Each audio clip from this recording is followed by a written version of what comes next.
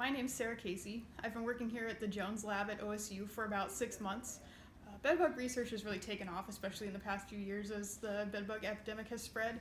In our lab, we've been more focused on two things. We've been focused on testing different insecticidal formulations, seeing effectiveness of different insecticides or different natural products that have come out on the market. And our other main research track with bedbugs is focusing on, again, the dispersal of how bedbugs move throughout the environment, where they choose to make their homes, how they choose to interact with each other, just the orientation of bedbugs spatially in their environment. And that's an area of research that has been, I don't want to say neglected, but it hasn't been focused on as much as it could be. There's definitely a lack of knowledge in that area. Bedbugs are almost perfectly adapted to live with us. And they're very good at what they do, which is to hide and come out at night, suck our blood, and then go back unseen. They're very flat. They can fit into very narrow spaces and remain unseen there, such as in luggage, shoe treads, and they cling very tightly. So they're great hitchhikers.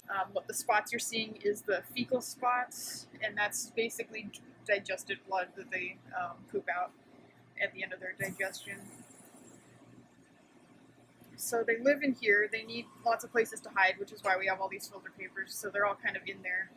And then this mesh will allow them to feed. They can be picked up almost anywhere unknowingly. And they are also good at spreading once they've become established in an area. In hotels, if they become established in one room, they can spread between spaces in the walls and ceilings to rooms above, below, and to the sides. Same in an apartment building or other group living situation, they can spread to adjacent units. And unfortunately, it's often difficult to discover this is happening until the bedbug infestation has reached very high levels. A lot of what we can do to stop their spread is in our own behavior.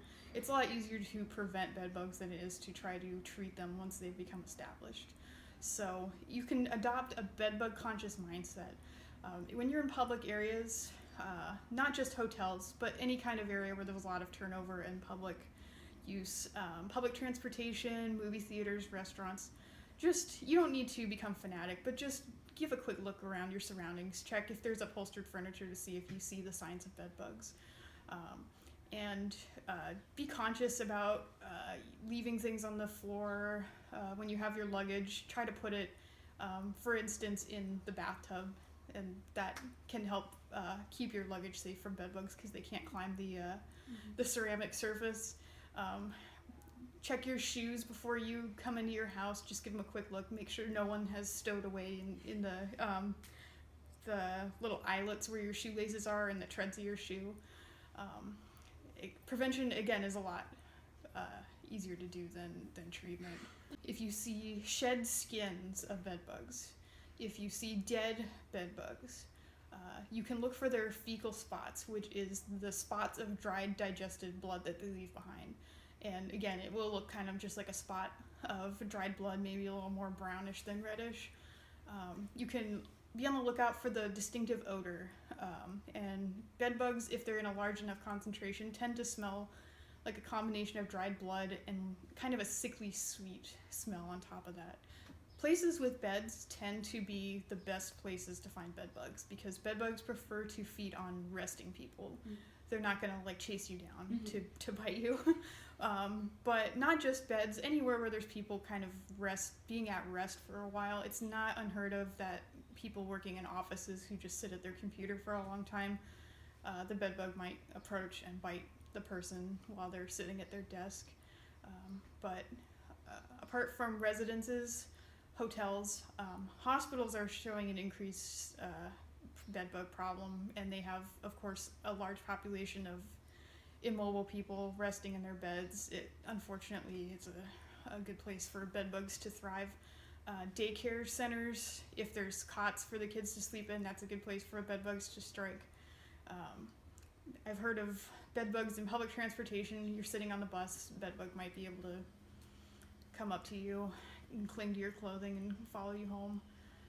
But pretty much anywhere where there's a lot of public traffic, you could encounter a few bed bugs that have dropped off a person's clothing or belongings. I'm Dr. Susan Jones. I'm a professor at Ohio State University. I'm a OSU Extension Specialist on household and structural insect pests. I started working on bed bugs in about 2003. I have been to some of the OSU dorms that had bed bug incidents, and they were training the RA to talk to the students and be aware. It was kind of funny because the one situation that we were in, we found bed bugs in the student's room. You always want to check next door because the bugs will move between the walls. We found them in the next door unit, and then we found them in the guy's girlfriend's room and in his other girlfriend's room. You can easily spread these bugs.